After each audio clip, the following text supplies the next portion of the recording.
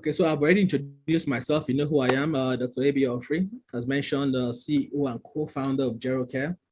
I'm also the author of a series of business books in the Dr. Ebi Ofrey Business Advisory Series.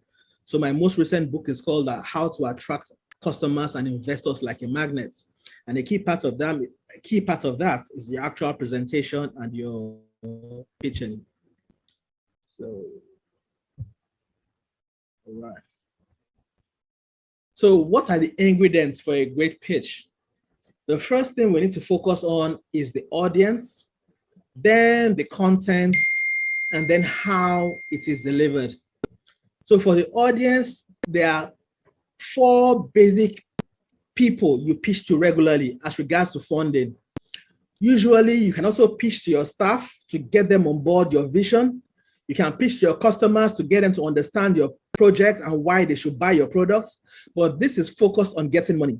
So you have investors, and for the investors, what their focus is actual return on investments. For grants or donors, their focus is on the impact.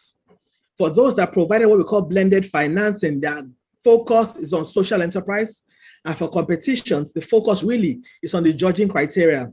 Sometimes it may be a competition based on impact or based on return on investment or whatever it is.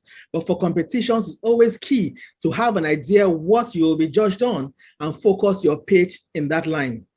So if you're pitching to investors, for instance, you will be more heavy on your traction, on your projections, making them to understand and believe that this money they're put in, they are going to get it back in multiple folds. For grants and donors, their focus is on the impact the money they give you will make. Again, the example here is the size and magnitude of the problem you're solving. How innovative your problem is. Can it actually solve the problem you're trying to solve? And what is the impact? So if you're able to solve the problem, how impactful will it be? And it's usually also best to show the impact you've already made to help them understand that the impact you are thinking or suggesting you will make with this product is actually possible based on what you've done. For blended finance and social enterprise, the idea is you are solving a social problem, but leveraging unorthodox business models. So the business itself is sustainable and is able to support the business, though it's a social enterprise or social problem you're trying to solve. And for competitions, as I mentioned earlier, there's a certain criteria for that competition, certain things the judges are looking out for. So fortunately, I've been on both sides. I've been a competitor and I've been a judge. And I understand that sometimes, no matter how eloquent your pitch is, if other judging criteria are not met, you will not win that competition. So I remember a competition I was in Finland, the Slush GIA, that's 2018. And we realized that the organizers of the competition had certain needs they wanted to meet and certain solutions they wanted to get out. So no matter how eloquent your presentation was, if it did not meet the criteria or something the company needed, you are not likely to move forward in that competition. So while going into a competition, for instance, I know Megan mentioned she didn't want to talk about winners and all that. I understand that, but there are actually also things to focus on as regards to this pitch. So if you're pitching to somebody else or investors in particular for investment, there's certain things you focus on. If you're pitching for grants, there's certain things you focus on. I met a guy once that made a very big mistake of tailoring his pitch for impact to investors focused on return on investments. Though he was very eloquent, he did not get far in that discussion because their focus was not on what he was trying to push across. Their focus was not on impact. For people focused on return on investment, the problem and solution might be good or might not be good. They don't really bother about that. All they're bothered about is, can I get a return on my investments? So usually I talk about the TV show Shark Tank, where you realize that no matter how stupid they feel the problem is, as long as the founder can show numbers and traction, they forget that the last minutes, they were, denigrating him on the quality of his idea. But once he says, I have thousands and thousands of orders, I made 2 million last year, everybody forgets that the problem he was talking about, they felt it was a silly problem. But the numbers took precedence. But if you are focused on impact, the problem itself has to be something worth solving. So when you're pitching to people, you must first of all understand who are the people I'm speaking with. What is the criteria that judging me on, and tailor your pitch in that line. Any slide that does not add to what you want to achieve, it's best to take it out so that you don't rush the pitch. You may end up speeding through the pitch because you have many slides, but the things that people are focused on, maybe just half of the slides you have. If you have removed the other slides, you will have spent more time on the things that were important. So you will not speed through your slides. You will focus on what they want to hear at the pace they will understand everything perfectly. So the first thing before you jump into any pitch is to understand the audience. So like Faith said, at any point in time, if you have a question, please jump in, because there's no stupid question. We're all here to learn. And then it's not a teacher and student kind of relationship. We don't wait till the end and gather up all our questions. No, when the question pops to your mind, you can either raise your hand or, unmute your mic and then let me know there's something you have to say.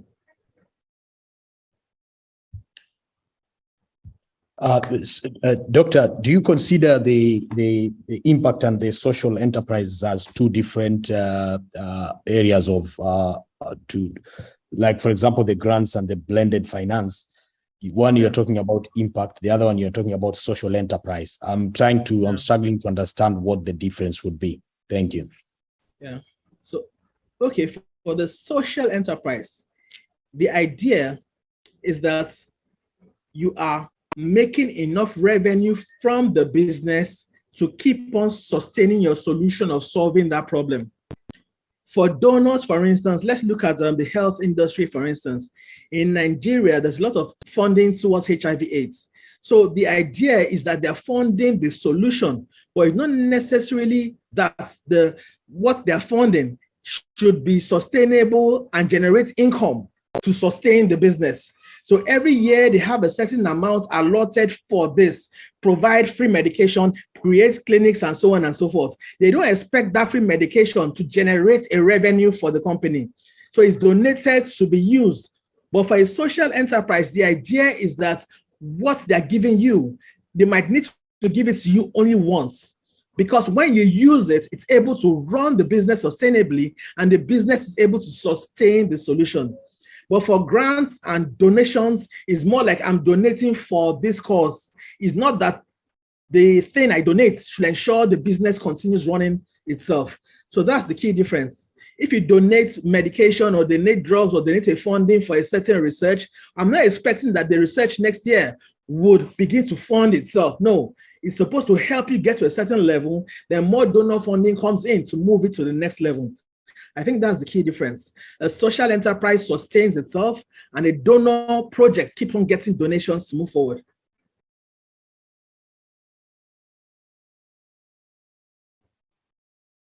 Does that answer your question? Absolutely. Thank you so much. Yeah. All right. Just to follow up on that question. Okay. So for your social enterprise, are you interested in being able to show impact as well as sustainability? So understand that, for your donors, they really go after the impact. But for your social enterprise, your blended financiers, I'm guessing they're also impact maybe investors in that blended sort of ecosystem. So what I do mean is that in the one for the grants, you focus mainly on the impacts and less on the revenue generation part of it. But for the blended, it's more like a 60-40 thing. So you talk about the impacts, and then you also mention the fact that you can generate enough revenue to sustain what you're doing. That's very different from the people focused on return on investment. So if you notice that my own pitch, the one I pitched earlier just now, was focused more on return on investment. Yes, we impacted people. I could have spent a lot of more time on that, but I know the people I'm speaking with just want to multiply the money they're giving you. If I was speaking to probably impact investors or those providing blended financing, I would have dwelled more on the problems the elderly have how without this solution, they had all types of sufferings. They experienced all types of things. Their lives are cut short at a time when they should be productive, at a time when they should be spending time with their children. This is happening to them. The fact that for the SDG goals, it's focused on health and well-being for all ages. But no matter how much they talk about it, the elderly is still neglected. This is an opportunity to capture that group of people and so on and so forth. I will have dwelt heavily on that to help the people understand the impact of what I'm doing. I will now go forward to state that, we are still able to make this amount of revenue. So though it's an impact thing, it's not like playing, tiny violins and making them feel all sorry for them. No, it's not just that. There's actually money also to be made. So investor strictly is focused on the revenue and projections and what you can make. Impact is focused, grants and donations is focused more on the impact, but a blended financing, as it says, blended financing is a combination of the two. So you dwell, for me, for blended financing, the impact is still more than the revenue. So you still do it like 60-40, talk a bit more about the impact, but also that it's a viable business underneath this solution. So are we good? Great. Yes. All right. So we move to content. And the key to content really is storytelling. Because the truth is that everybody loves stories. Stories have a certain impact on us. I remember way back when I was much younger, once you hear once upon a time, you adjust your seat, you're in for a ride. And so the pitch should not be something they see as boring or just extremely logical. It must be a story continuous, with the continuous flow from the beginning to the end. And every story has three main parts. If you think back, there are three main parts of the story. There must be people or situation, people involved in the situation you're trying to tackle. There must be a challenge they are facing, and there must be how the challenge is being resolved. So no matter what your business is, even if it's based on the environment, based on education, based on health, whatever it is focused on helping people. People are at the center of it. So you need to bring the people-centric side of the business to the fore. So everybody is able to connect with the problem directly. So here I usually focus on a model I learned from a guy called Ryan Folland. He has what they call a 3-1-3 challenge, where the three, for instance, meaning you can state your problem in one sentence, so just 3 sentences: problem, solution, market, which basically encapsulates all this: the people involved, the challenge they are facing, and your solution. So you must be able to say the problem in one sentence. You must be able to say the solution in one sentence. You must be able to state the problem or the people its solution is for also in one sentence. And the key also is to make the problem compelling enough that anybody hearing that problem wants to join you on the journey to solve that problem. If you remember my own pitch, I started with the fact that before the age of 40, people in developing countries, Africa also, would have lost 75% of them will have lost one or both parents to untimely death, or have at least one of them incapacitated by conditions that could otherwise have been prevented. So that is the problem. It should be substantial enough to catch the attention of whoever you're speaking with, because your entire pitch is hinged on the problem you're solving. If the problem is a paper cut and people think, so what? Then you basically lost the audience. Why are you bothering to solve that problem? So from your first statement, everybody listening must think in their mind, no, this problem must be solved. Because there's a difference between a feeling of a paper cut and a finger being chopped off.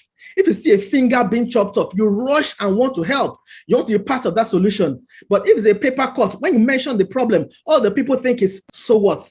It's not important.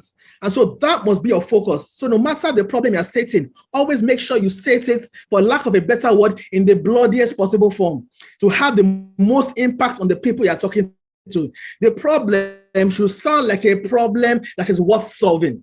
Once you capture their attention in that way, everything else, they want to hear how you will solve this problem, because they understand that if this problem is not solved, something will happen.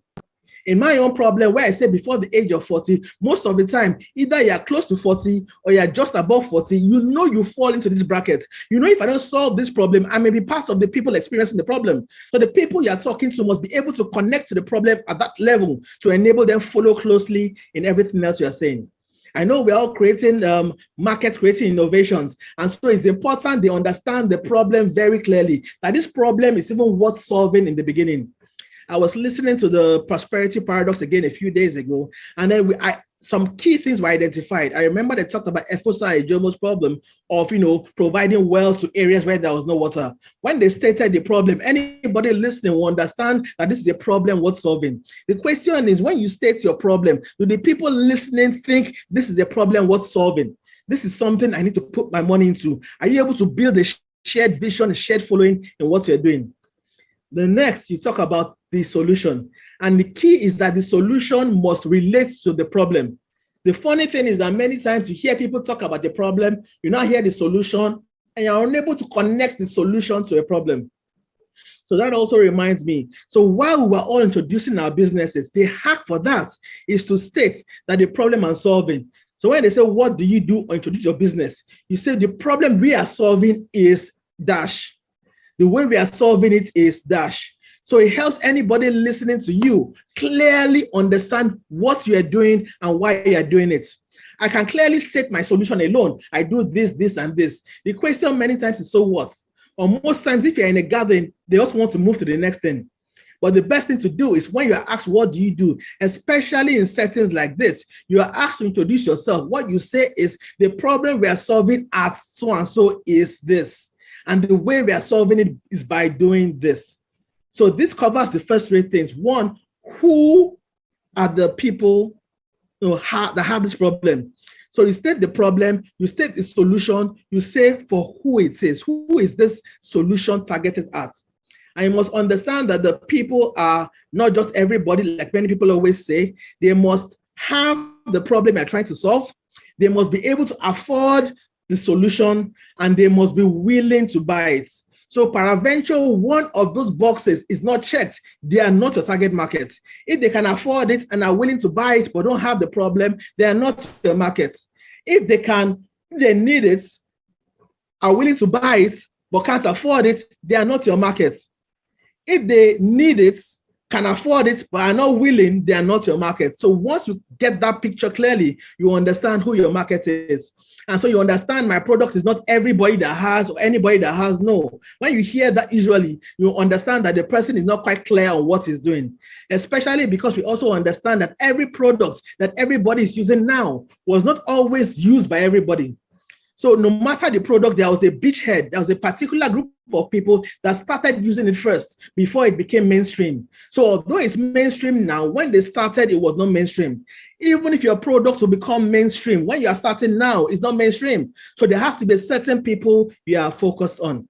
So the key parts of the pitch are the problem, the solution, the people, the market you are solving the problem for.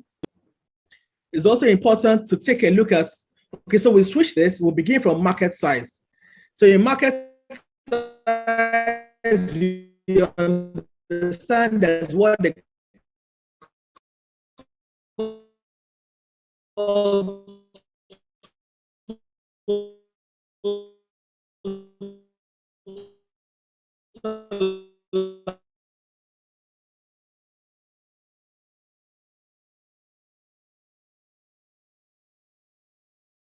Looks like Dr. Ebi's having a little bit of technical difficulties. I'm sure he'll be right back. Yeah, I think so. I initially I thought it was from my end, but I think. Hello, Dr. Ebi. Can you hear me? Yes, yeah, we now can. we can hear you. Okay. At what point did I drop off, please? Not too long ago. Okay. It was pretty recent. So I talked about the this slide, the total addressable market. Okay. The total addressable markets, the serviceable addressable markets, and serviceable obtainable markets.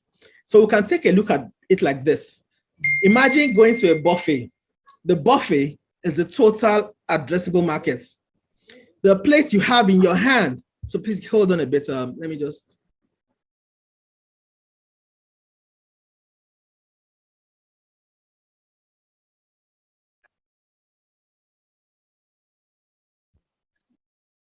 All right, so there was a bit of background noise. So if you look at it as a buffet, when you get to the buffet, the entire buffet is the total addressable market. Your plate, what you can carry in your plate is the serviceable addressable market, and what you can take in your spoon at every point in time is the serviceable obtainable market. So at every point in time, there is a total addressable market, there is a serviceable addressable market, meaning those that you can have a reach on at every point in time. And then based on your current constraints, who are those that you can currently capture in your market share at the moment? That's your serviceable obtainable markets. So if you look at it that way, you're able to differentiate quite clearly at which point you are. So the idea that the total addressable market is so and so number may not necessarily be of value to the pitch if your serviceable obtainable market is quite, very little compared to the total addressable market. So then we look at how would you make money? So no matter the business, it's important to show your business model. How would you make money? I once listened to someone that was saying, the most innovative part about your business should not be how you make money. They need to be able to understand easily how the money comes. So be it, fortunately now there are a few models, see that the SaaS model, transactional model, and so on and so forth. The model must be clear. Anybody listening, no matter who it is, must clearly understand how you intend to make money. And then you go to the traction. So many times for pre-revenue businesses, they have a problem with this traction. And for them, what we like to do is try and get a picture of intention. So if the product is out here now, there should be clear indication that the product would be purchased. So I like to use the example of one of my very early businesses. So years back, I launched a service called Sphinx Weekly Health Tips. So Sphinx Weekly Health Tips was basically an SMS-based service. That was way before the technology right now is available, where all the telcos are also sending messages. Then what we used to do was we give you a subscription page and you select a particular health topic. So if, for instance, you're interested in hypertension, you select hypertension, and every week you get an SMS about hypertension, giving you information about it, such that by the end of 6 months, you are educated enough about the condition to make informed decisions. So being a doctor, I thought this was a brilliant idea. Everybody will love it. And I went out there to ask people, how the service is. What do they think about the service? And almost all of them said, brilliant, wonderful, lovely service. And then I went ahead to invest money into it. But once I did that, not one single person purchased the subscription. None at all. Even the people that told me it was so wonderful did not buy the service when it came out. And that was because though they said it was nice, it was not a problem they had. It was not something they were interested in. And so the only evidence that somebody will purchase a product you have is that they have already purchased it or have given you a certain indication. So what I usually propose these days is to have a letter of intent, for instance. So if you're marketing to a company or marketing to people, there should be a clear indication beforehand, before you launch into it, that they will use the service if it's available. I know many times we are all gung-ho about our solution. We are willing to go ahead with it. But if we don't clearly understand this, you will fall into that same trap of providing the solution and searching for the people with the problem. They call that a solution in search of a problem. You created the solution simply because you could, not because people wanted to have that problem solved. So traction is key. So what you do, if you already have traction, the best evidence that somebody will use your service is that people are already using your service. If they are not using your service, there must be a clear indication that they will. Also, awards and awards are key. If you don't have enough traction yet, the fact that in our early days, what helped us a lot was the fact that WHO, World Health Organization, recognized our solution as a solution of note. The African Business and Africa Innovation Summit recognized us and so on and so forth. So even if we did not have enough traction then, we had enough awards to let people know this thing is doable, is sustainable, is something people would use. So the RTBs beside it, RTBs basically are reasons to believe. So you have traction. Traction is a reason to believe. If you don't have traction, awards are reasons to believe. Experiences are reasons to believe. So if you don't have traction the way you should, you need to have enough reasons why people should believe that you can do what you say you will do. Finally, you go to management. Management is basically to understand that the core team is able to do this thing they said they would do. So either they have domain expertise, or they've launched a business like that before, or they've exited. There must be particular reasons why each person is on that team and value they will bring to it. Finally, your call to action and your future plans. So let me just run through it again.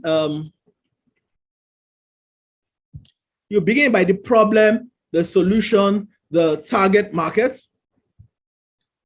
You then go to the market size, how you will make money, your traction or reason to believe, the management team, and your call to action or your future plans. I remember someone also mentioned competition. As I said, it's also based on the people you are speaking with. You must understand their focus and tailor your pitch deck accordingly. So you don't use one generic deck for everybody. You must understand what they want to hear at every point in time and tailor your deck in that line, such that people don't get bored with what you're saying and maybe drop off in the middle and so on and so forth, or you don't even dilute what you're trying to say. So if your focus is impact and you spend a lot of time on projections, on revenue, before you get to the end, they may have even forgotten the amount of impact you talked about. So focus squarely on the only thing that people want to hear about, such that when you finish talking about it, they are clear on why you are the person to, bet on. All right. So before we move to delivery, are there any questions on the content?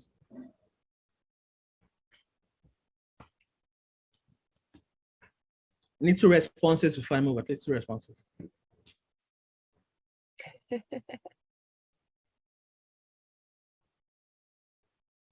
Are there any questions on the content, or everything is perfectly understood?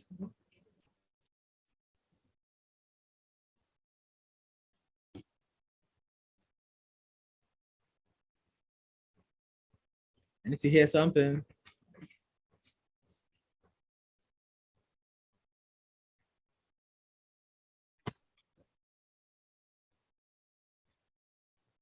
Is anybody here? I'm here, but I don't think I count. There's. I'm still here too. I also don't have any count. question. Okay. All right. But I need to hear responses before I move to be sure people are still with me. Hi, All Dr. Ebi. Esther, Yeah. I have a question. Okay. Could you maybe just give us examples of your serviceable addressable market and the serviceable obtainable market?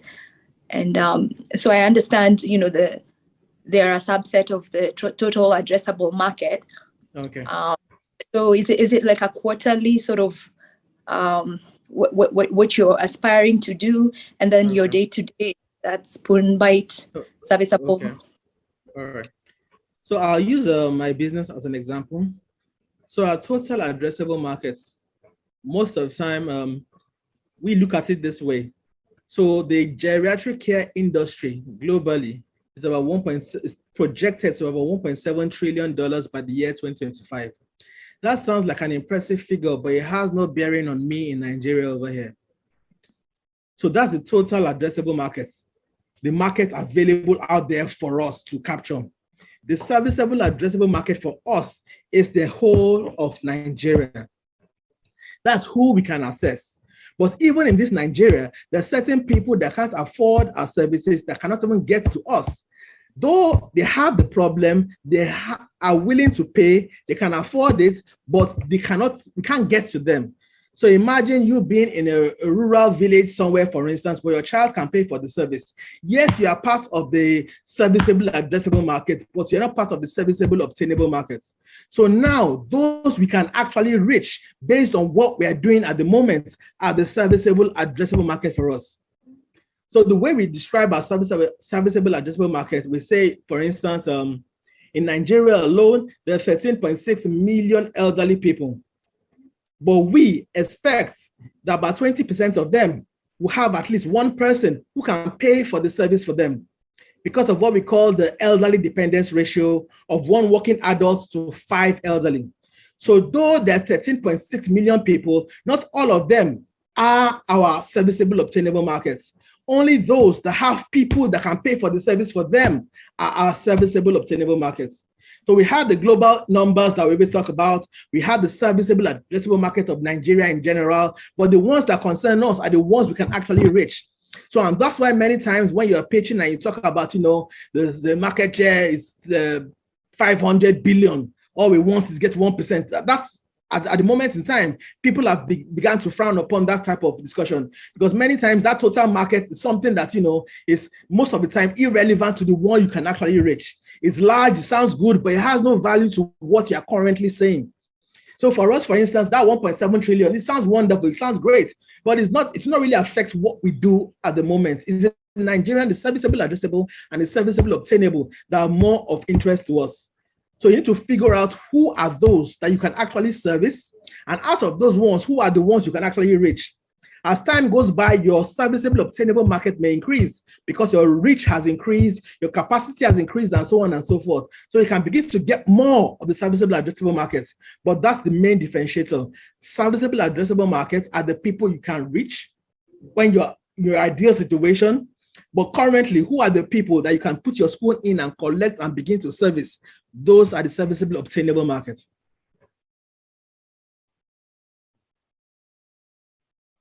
Thank you. That's great. All right. So we move to the delivery. So you start with a bank. I have Okay. I have a question. Hello. All right. Go ahead, please. Yes, doctor.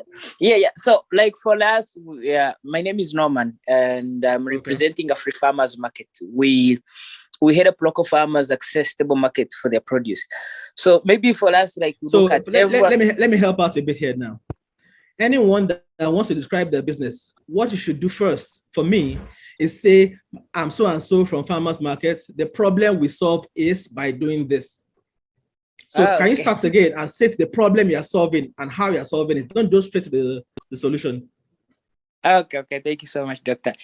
My name is Norman. I'm from Afri Farmers Market, and what the problem we are solving is lack of access to stable market for the local farmers. And the way we are doing it, we are providing using e-commerce, leveraging technology to help them access stable market for their produce. Okay, go ahead. Yeah. So also again on the market size is for us, maybe if you are targeting for now we work only in Rwanda, but obviously we are targeting in the next 1 or 2 or 3 years to start expanding to other different neighboring countries. So if you're talking about total service, like total available market, can you start maybe, let's say, starting from like January, let's say in sub-Saharan Africa? Oh, let's start from East Africa because we're from East Africa.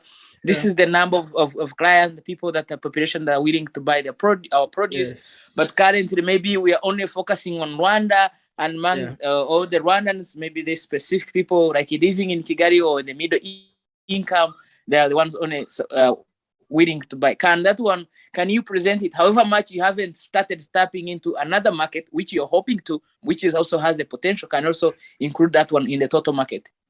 Yes. So you can actually do it that way. And one thing I love about business, for instance, because I grew up as a science student, medical doctor, and so on and so forth, where there are actually straightforward answers. 1 + 1 is 2. But I like the social sciences and the art side of things, where you can use a terminology as long as you are able to explain why you are using the terminology. So with this, what you described, if you are able to create the narration right and explain why you use that whenever asked the question, it's fine. As long as you are able to defend it logically and people can understand how you arrived at that. So there's no hard and fast, there's no 1 + 1 must be 2. No, 1 + 1 can be anything you want it to be, as long as you can explain how you arrived at that and it makes sense. So from what you described, the narration can be, that way, and it can make sense to anybody you're trying to explain it to. Okay, thank you so much. Thank you. Yeah. So in delivery, as I mentioned, you start with a bang and end with a bang. You start with a finger chopped problem, usually, or where you are going, either your vision or a finger chop problem. So remember, I started by saying GeroCare is totally transforming healthcare delivery across Africa, beginning in Nigeria and beginning with the elderly. The idea is that statement must break preoccupation. If they are looking at their phone or doing something else, the moment you start what you are saying, you must be able to break preoccupation of whoever is listening to that pitch. No matter how tired they are, you may be the 9th person to pitch out of 10 people. The audience or judges have been listening to people all day. But the moment you start your pitch, you must be able to catch their attention. They must be able to stop what they're doing and listen to what you have to say. And interestingly, it follows closely with the problem. So you start with the bang and then hit the problem, a major problem that makes everybody sit upright and think this problem is the problem that needs to be solved. And also you end with a bang. So usually what I advise is based on the kind of investor you're talking to. Your conclusion or your last statement must be tailored specifically to what he's thinking about. So even if he drifted away in the middle, at the end, you bring him back. If he's focused on return on investment, hit with a bang on how his investment will multiply 100-fold in the next few years. If it's on impact, state how many people will be impacted by this solution and so on and so forth. If it's a competition, what I like to do is, couch and the entire judging criteria into one summary sentence relating to my business. So in case they did not hear anyone along the way, they hear it in the conclusion. So you start with a bang and end with a bang. But it's important the content, the body of the pitch has a backbone, a vertebrae, 3 or 4 key points that you want the audience to live with. So usually there are a few things. Who are you building for and what are you building and for what? It's so interesting that many times you hear people pitch a business and when they're done, you're not really clear of what they're building or what it's for because there are too many buzzwords. It sounds so out there. It's not really clear. When you finish, there's certain things that must be clear to the person listening to you. What are you building and for what? Why hasn't it been done before? So if you have time and you're able to, it's important you say this because that also comes to the competition slide in the sense that people are already doing certain things, but we are doing it differently by doing this. So sometimes some problems really are not solvable. So by you set a problem, it must be clear it is solvable, but somehow the incumbents, the people that are there at the moment are not able to solve it, and then you are in the position to solve it. So many times that is what your competition slide covers, those in the industry doing something similar and what you are doing and why you are different from them. We talk about why it is hard to do what you are doing. Also, that needs to be clear. Because if it's a patent or whatever it is, it needs to be understandable that not everybody can jump into your market you're in and do exactly what you're doing. Finally, why is this an opportunity that should not be missed? This is particularly interesting for the investor type of people focused on return on investment. We all know investors they have a sort of herd mentality and they don't want to miss out. So there's a fear of missing out. Although now there's a fear of, I can't remember the second thing now because of the whole losses and recession and all. There's a flip on that phrase, but usually there's a fear of missing out. And so if they think this is the next best thing, they do not want to miss out on it. They don't want a situation whereby they did not get into Google at the earliest possible stage, and now Google is a large entity, a large company. They want to understand that this company they're betting on can become one of those, and if they miss out now, it's to their own detriment. So make sure you start with a bang. Make sure you end with a bang.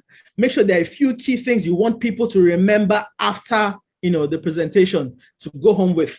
They need to understand clearly what you are building and for who. Why hasn't it been done before? Why is it hard to do what we do or what we are doing? And why is this an opportunity that should not be missed, especially for the impact people? They're trying to make this impact, and this solution will hit it out of the park as regards to impacting the people they're talking about. Why shouldn't they bank on you? They need to have that picture very clearly. So the qualities of a great presentation. This may sound oversimplistic, but the key is it must be clear, and simple. No buzzwords. You must, as they say, speak to them as though they're your grandmother or your mother or your child in a language they can understand.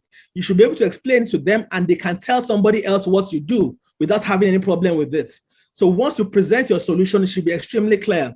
I know many times we feel that, if it's oversimplified, people will not understand the amount of work we put into it, but that's not the case. What we need to get them to do is understand the solution. The amount of work you put into it does not really affect whether it will benefit them or not. What they really want to know is this of benefit to me or not? Should I invest in this or not? And the clearer and simpler the terms, the better. I don't mean you speak to them like they're morons, condescendingly. No, in simple English, but not like you feel they cannot understand what you're saying. So we have excitement. I remember in the first in the earlier part when I did my pitch, someone talked about the passion I had and so on and so forth. The opportunity, if it's compelling and grabs the listener's attention, will be more to your benefit. The excitement has to ring true in what you're saying. The passion has to show. It does not mean you have to fake passion, but if you're passionate about something, you really cannot hide it. So while you're presenting, passion has to be there. You should not be too monotonous. Sometimes I remember a case some years back. So one of our first investors was Ventures Platform.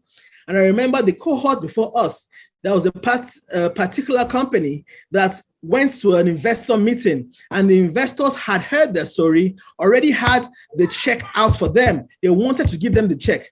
But after the people finished presenting, they realized these people did not have enough passion. It seemed like they didn't even believe in the idea they were pitching to them. And so that's how they didn't get the money. Not because the idea wasn't good, but because they didn't have the passion, the excitement. They didn't show that they felt the business could work. There was no excitement that you had something special in the works.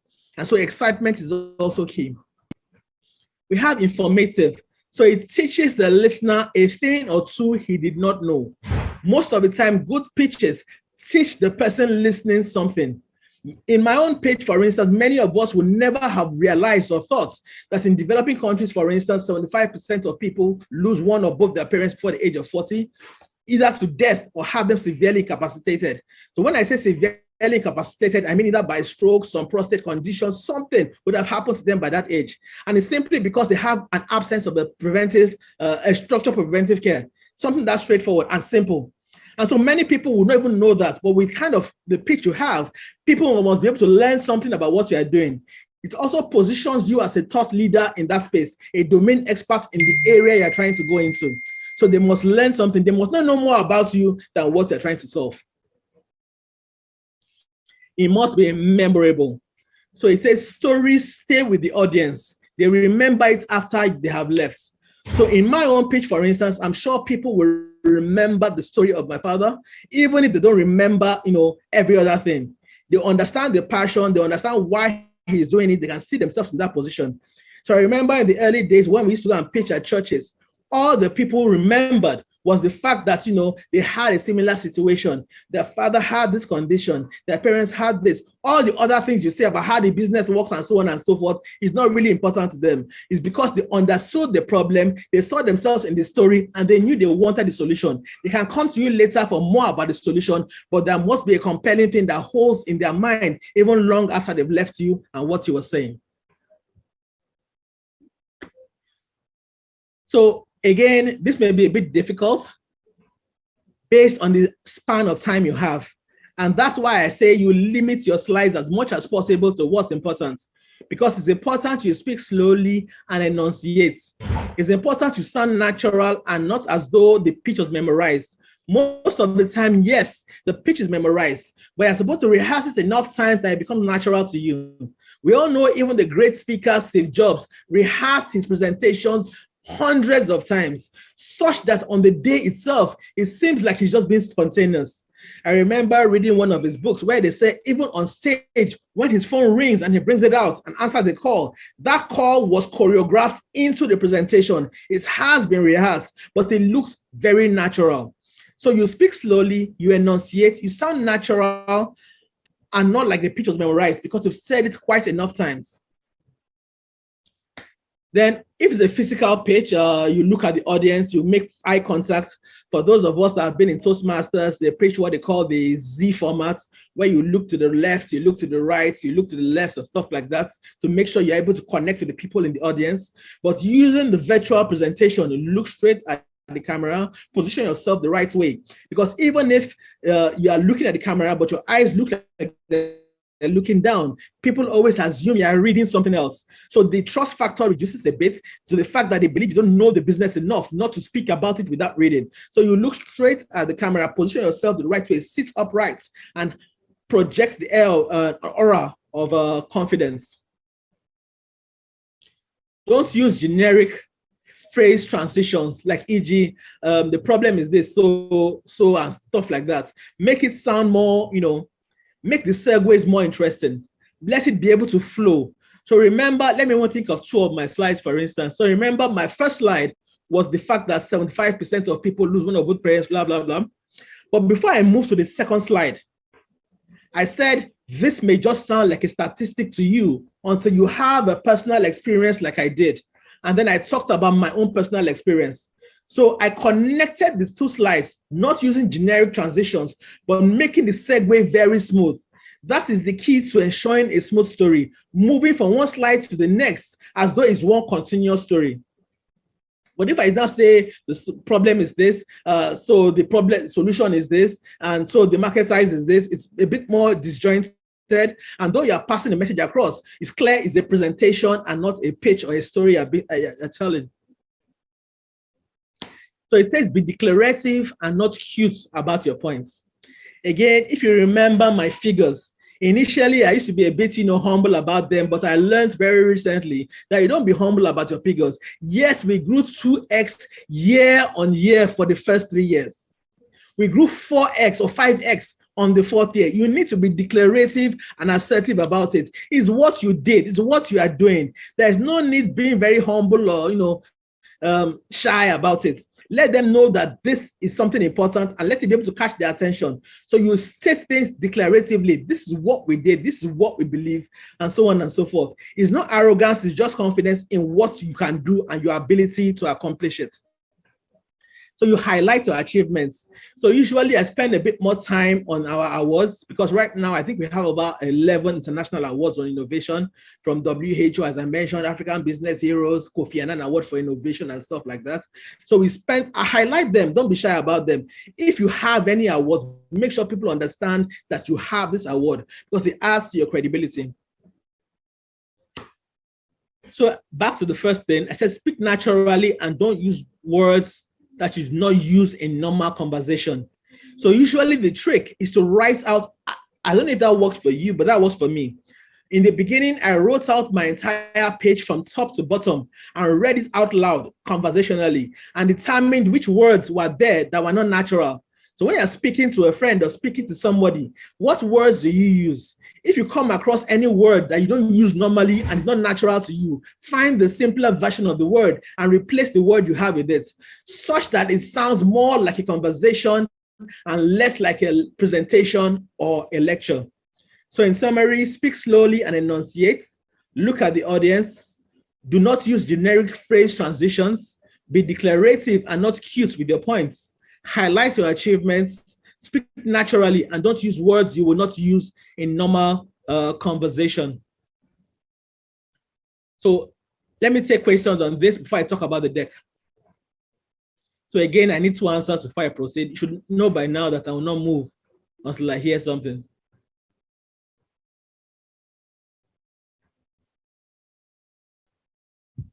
I think maybe just a quick one on one part that we normally fail to. We are quite modest on. I think especially maybe people from East Africa is when we are declarative and when we have to put in certain things about ourselves and all that. So it's normally a very tricky balance. I don't know if the rest of the guys always feel the same. You don't want to sound like you've overachieved or something like that. I don't know if that happens to the rest of us. So can you overachieve? What do you mean overachieve? Well, by what I mean because is by the truth is that people want to bet on the surest bet. if there are two people they should invest money in, why should it be you instead of the other person? There must be a clear distinction, clear differentiating factor. Even if you are solving the same problem, you have the same solution, what will differentiate you? Certain things must make you stand out, and you must not be ashamed of those things. You must be willing to put your foot down that this is what we have achieved. So if you overachieve, that means it's a surer bet for the person betting on you. So it's like say you're overqualified for the job. If you're overqualified, that means you will do the job perfectly well. And I'm asking for, so in situations whereby you see somebody apply for a job, the job say pays maybe $100,000, but the person is worth 500, but he applied for the 100,000 job. You should be glad he's applying because you're getting a 500,000 person for $100,000. So if your achievements are more than that level, they should jump at the opportunity to invest in you because it means you are more likely to achieve that thing you're trying to do. And so you should be unashamed about your accomplishments. Although I understand the cultural thing, there's a cultural bias to it, you need to be a bit more. But the truth is that at that point, you should be able to tell them what you've done. It's not like you did not do it. It's things you actually did. You're not embellishing it. You're telling them what actually happened. So it's more like a fact than bragging.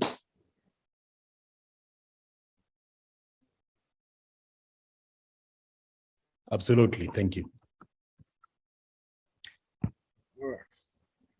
So one more comment before we move forward.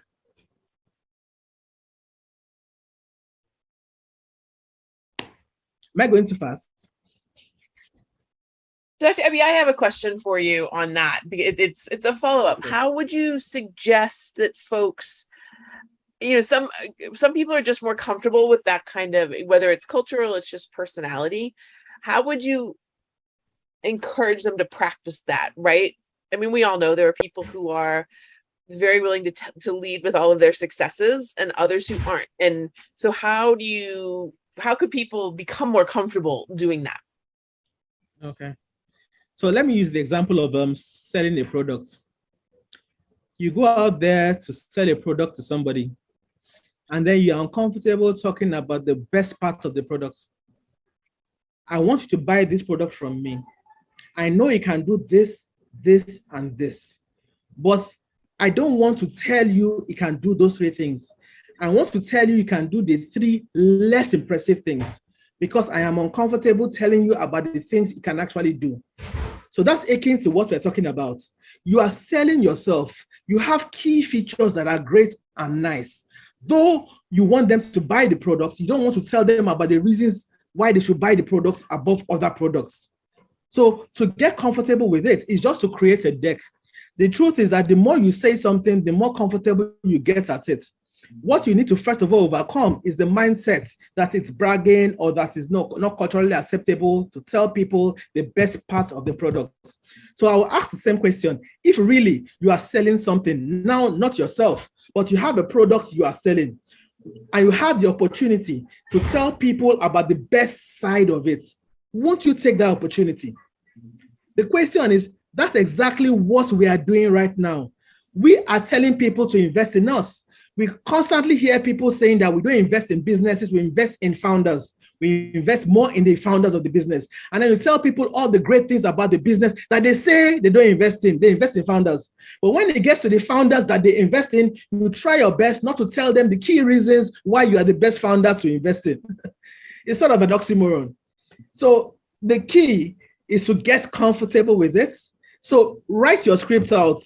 Write that statement clearly in the script. When it gets to management team, write those achievements. And then initially, when you begin to say it, it may have a difficulty in coming out of your mouth. But the more you say it and the more you rehearse it and the more you practice it, at a point in time, it gets natural to you. So if you're uncomfortable doing it alone, do it to audiences, to people you're comfortable with. What I also suggest, for me, for instance, in my early days, what helped me a lot was joining Toastmasters. It did quite a bit for me as regards to presentation. So you need to be able to present constantly in the front of people that are more encouraging and can allow you say the things you need to say and give you feedback. So for instance, I don't mean pitch to people that have, I don't want to use the word skin in the game, but don't understand the ecosystem. I don't understand the business. Because if you pitch to somebody that is similar to the way you are thinking, all they're thinking is that, why are you bragging? But the investor is not thinking that. When an investor hears that, he's excited. When a normal person hears that, it seems more intimidating and, affects them the wrong way. Address the kind of people that will be listening to you on that day. I guarantee you, you will not tell an investor about your achievements and he's offended by the fact you told him that you're so good. He cannot be offended. Don't worry about it. Even if it's of the same culture as you, he can never be offended because you told him you're so good. He's happy he now knows, so he knows where to put his money. Thank you. I think that's helpful. I've seen that across the board working with entrepreneurs, right? So. All right. So we move to the design of the deck. So I'll give the example. So early on in my days, while I was presenting for Ventures platform in particular, it was quite interesting. So we started GeroCare from Ventures platform.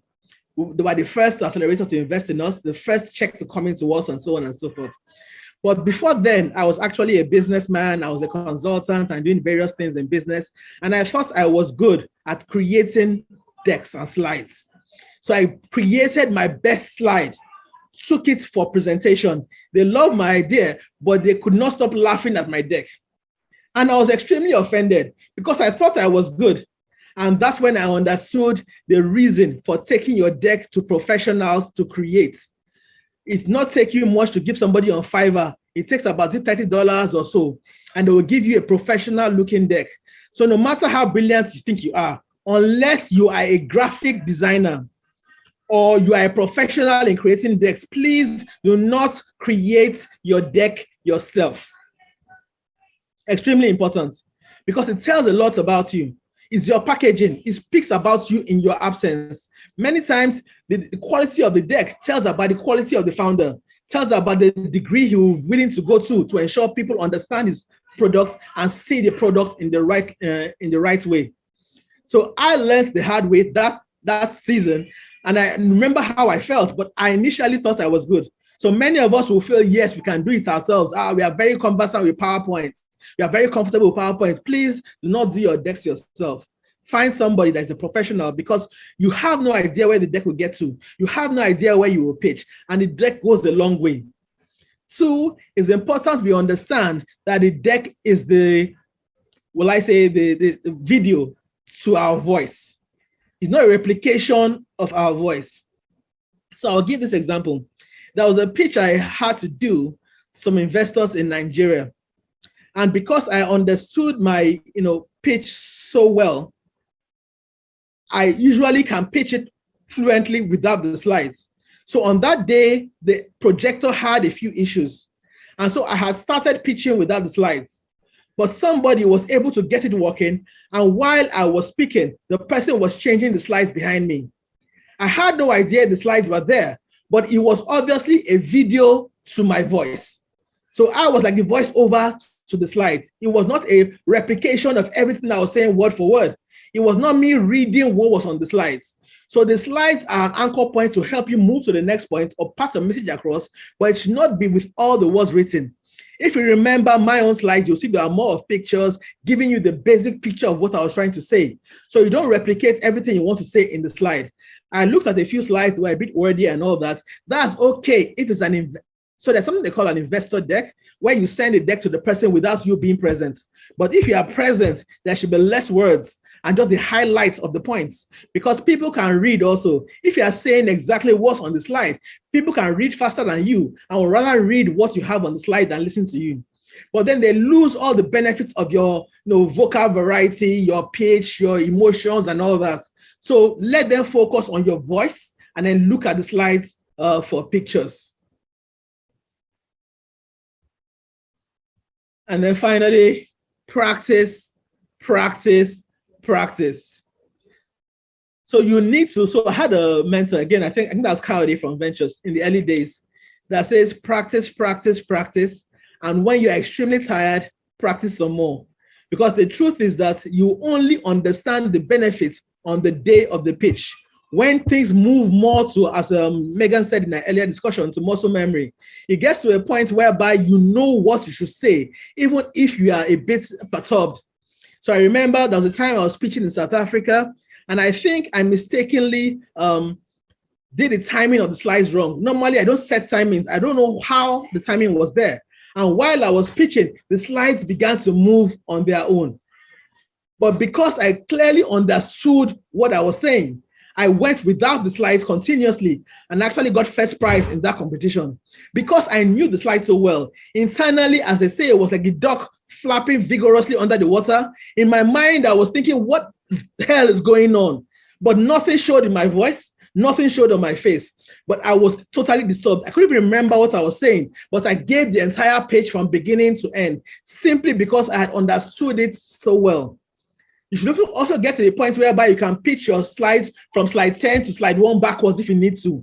Practice those slides. It's extremely important. You may not understand the importance until you're in front of somebody and there's a slight mistake and you need to get yourself back together. And you realize while you were perturbed, you are still speaking and saying the right things. That's the point you should get to. So in a nutshell, that's basically the presentation we have.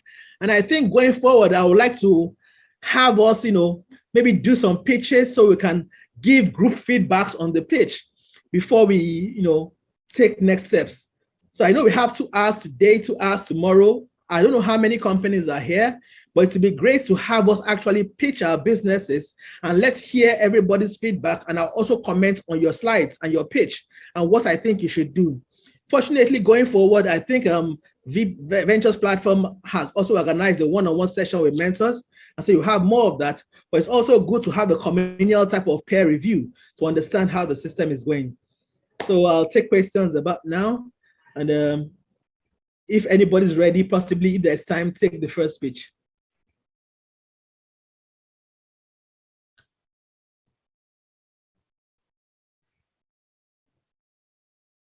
So are there any comments? Natasha, you wanted to go ahead with the comment or question? No, I don't have any at the moment. Okay. Okay, so what I'll do is let us all go around such that everybody says one impactful thing about what they just heard. What will you do differently or add to what you've currently been doing? So every single person can say one of that. Okay, let me start because I haven't said anything so far. Okay. I've been listening in and listening throughout the pitch. I really saw like the reasons I didn't succeed with the previous competitions I have been part of. And the one thing that I took from this is that you need to pitch, you need to tailor your pitch to the audience. I think that's one, if there's nothing that I take away from this entire session, that's one thing I'll take away. Because I've been to competitions where I decided to tell them a story about impact when they clearly were not interested. Some people wanted market strategy, and I decided to talk about how impactful the idea will be. And as much as we were very compelling, the judges told us straight up that we were not going to move forward because they didn't see what they were looking for. So this really validated that for me, and I'm really grateful for that. Yeah, awesome. Thank you very much. So who's going next? Hey, thank you so much. One thing I really loved is practice. And I remember one time I was pitching and electricity went off and we lost like 2 or 3 minutes just waiting for electricity to get back. And I had to start. And I think I remember I was repeating myself. So I think if I would do practice, I really actually not need a PowerPoint presentation. Like just like you said, to guide me and all that. Sometimes we put a lot of words and people are struggling to read what you put, what is on the slide, and even miss out what you're actually speaking. You're not connecting with them. So thank you so much for bringing out that one. All right, awesome. Who's going next? I'll go next. What I'm going to do better is especially the passion bit, because usually most times, depending on what audience it is, there's usually a bit of tension, and which affects the passion with which you put out the pitch. So I think I definitely have to work on that. All right. Anybody else? So let me add something to that. I think you should also get very invested in the problem you're trying to solve. So for me, for instance, why I'm so passionate about this is that each time I get home, I see my father and I understand what can happen to people if my solution doesn't get out there. So I'm at home now in Bayelsa State. I see him, he's here. He can't speak, he can't move. And I understand that if my solution was available, he won't be going through this. So many times for us, it's because the problem we're trying to fix, the way we've crafted it is a paper cut and not a finger being chopped off. So we cannot really get annoyed about that problem. We should understand the problem in a way whereby it drives us to do what we're doing. And once you understand that fully, it will come out in the way you are speaking. So whatever problem you're solving, find there is a formula most people use, the 5 whys. So when you say the problem, find out so what or why, until you get to the crux of the matter, to get the reason why you're doing what you're doing. Understanding that if you don't do what you're doing, this is the final disastrous, end that will come about if your solution is not out there in the market.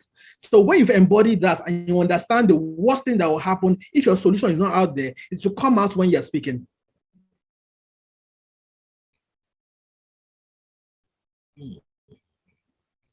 Okay. So who is next, please? How many companies are here? I'm not even sure who is company and who is a staff of. I see. Let me see. One. So there's 7. Okay. Yeah, so there are about 7. I think there's just one company that is not here. That's Jotham's company. But I see 7 of the 8 that are supposed to be on this call, and there's one of the coaches who is here. That's Jason Damilari. Yeah. So we're good. So we have 7. So who has? I think 4 have spoken. If I get that right. Yeah. I can just go now if I can. Can I? Yes, please go ahead. Okay, thank you so much. So thanks so much for the session. So I took a lot of notes, but maybe one thing I will start doing differently, and something I've not been doing actually is with my closing. So you talked about starting with a bank and also finishing with a bank. So I would really, so most times when I pitch to both investors and for social impact funding too, I close the same way. So I think now I would ensure that the way I close, the way I end my pitch, I ensure that it's tailored to the people I'm reaching out to. So when I'm talking to an investor, I'll focus on the revenue I will be able to get with the funding and all of that. And then when I'm pitching to a social impact organization, I'll talk more about how I can reach more students, how we can help them pass the exams and all of that. So that's something I will really start working on now. Thank you so much once again. Awesome. So Yeah, I can go ahead. Okay. Yeah. So I think one thing that I've really liked about the one challenge that I always face is assessing the audience. So normally I would come in and just present the same pitch over and over again to different multiple audiences.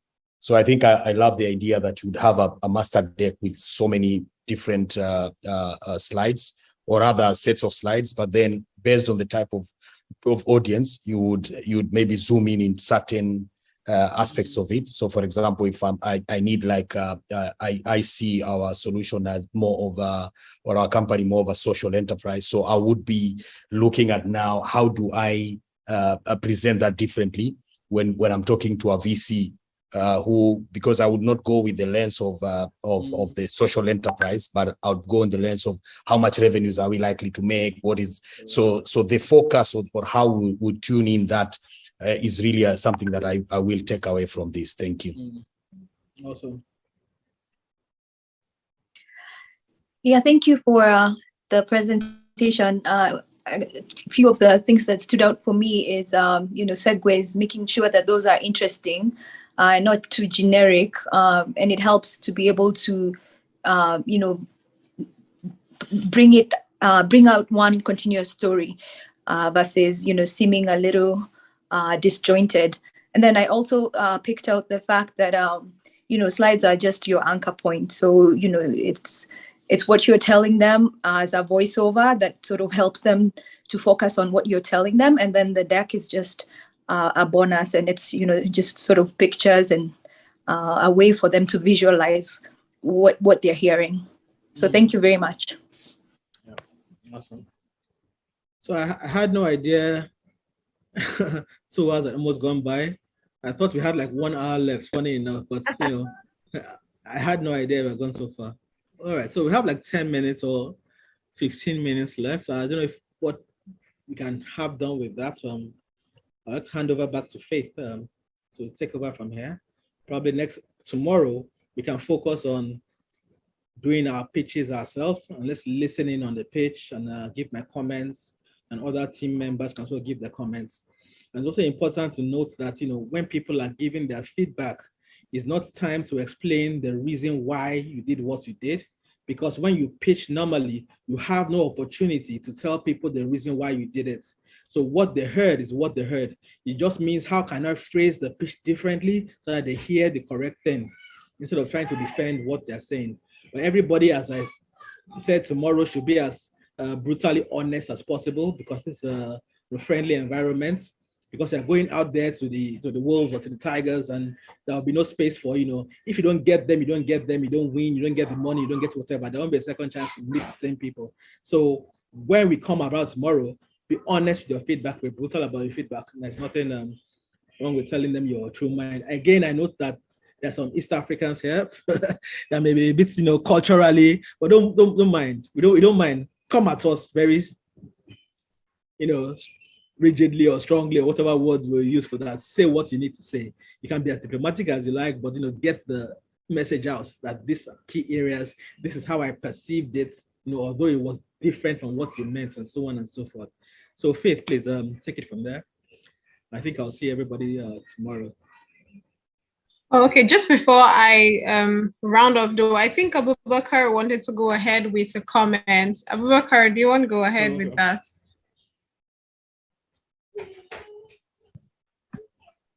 Yeah, actually, I am sorry because I'm having an erratic network here, so it keeps going on and off for me. But at least I have learned something which is very key, and that is exactly what Mr. Ishola Precious mentioned, that is starting with a bank and ending it with a bank. So I feel usually at the end of every pitch, we tend to lose focus or tend to say something differently. But at least with this idea, knowing how you start is how it should end, give us an idea of what we are trying to point out from the beginning. Just like you said, even if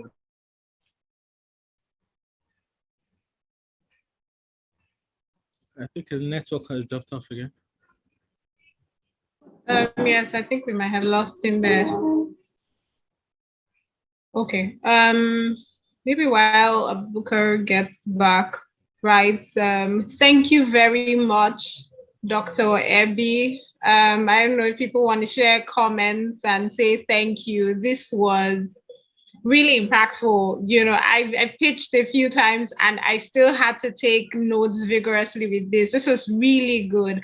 And your energy is contagious. I realized that, my voice had to go up a few notches just after listening to you. So thank you. I don't know if people want to share comments in the chat, to say thank you. This was a really great session, right? And like he said, tomorrow what we'll do, I see Megan, thank you. If you have comments, just go ahead and say thank you. This was great stuff that he put out here. Oh, great. So we will pick this up tomorrow at the same time, 4 p.m. West African time. I saw that a few people joined a bit late, right? We will start 4 for 4 and run for the 2 hours we have on the clock, right? Please, everyone, ensure that you have your cameras turned on when you join. Ensure that you're at a great location that is quiet enough for you to make your presentation, and that the network connectivity is great so that you don't have hitches while presenting. I look forward to a really great session again tomorrow with everyone else and Dr. Ebi. Thank you again, Dr. Ebi. Thank you, Megan, for being on this call. And everyone who participated, who made it great. Natasha, Ishola, Nadoze, Esther, Norman, Abubakar. Thank you, every one of you, for being on this call this evening. I hope it was worthwhile. Oh, I see. Yeah, I see the that's good. reactions. Yes, I Thank see you, the guys. reactions. Thank you. Yeah. All right, sure. All right. So see you guys tomorrow. Have a great evening. All right. Just after this meeting, we'll share feedback, a link for you to complete feedback on this session. Please go ahead and fill your comments so that we take into consideration as we design sessions like this. Thank you, everyone. Have a great evening. Thank you. Bye. All right. Bye. Thank you.